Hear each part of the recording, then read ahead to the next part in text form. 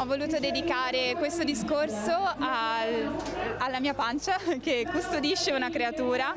Non è importante di che sesso nascerà, l'importante è chi sceglierà di essere. Noi gli auguriamo di diventare la persona più coraggiosa del mondo senza paura per gli altri. Parlava così al Pride di Padova lo scorso 31 maggio Margherita Colonnello, allora incinta, adesso mamma di un bellissimo bambino, Aronne, nato a Ferragosto.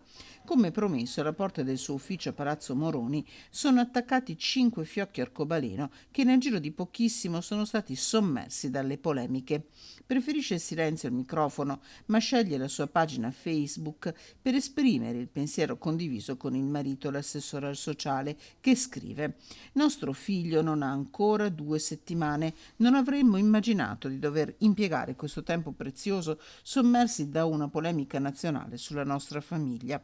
I leoni da tastiera si sono scatenati sulla base di una dichiarazione non riportata correttamente, riempiendoci di odio. La bestia ha preso il nostro discorso, il Pride di Padova, e lo ha distorto, rendendolo macchiettistico e un contenuto facile da condividere per alimentare violenza verbale. Ci siamo sentiti di augurare pubblicamente a nostro figlio di scegliere l'arcobaleno come simbolo di amore e pace in un mondo che distorce la bellezza e la varietà della vita a solo bianco e nero. Non gli abbiamo chiesto di decidere se essere maschio o femmina, gli abbiamo promesso che saremo sempre al suo fianco, qualsiasi cosa deciderà per la sua vita e chiunque deciderà di essere. Questo per noi vuol dire amore di genitori. Sui fiocchi arcobaleno in comune, tra i primi ad alimentare la polemica, il vice premier Matteo Salvini, che ha scelto le sue pagine social per pubblicare una foto sorridente di Margherita Colonnello con un commento: congratulazioni e auguri a mamma, papà e al bimbo, ma era proprio necessario tutto questo?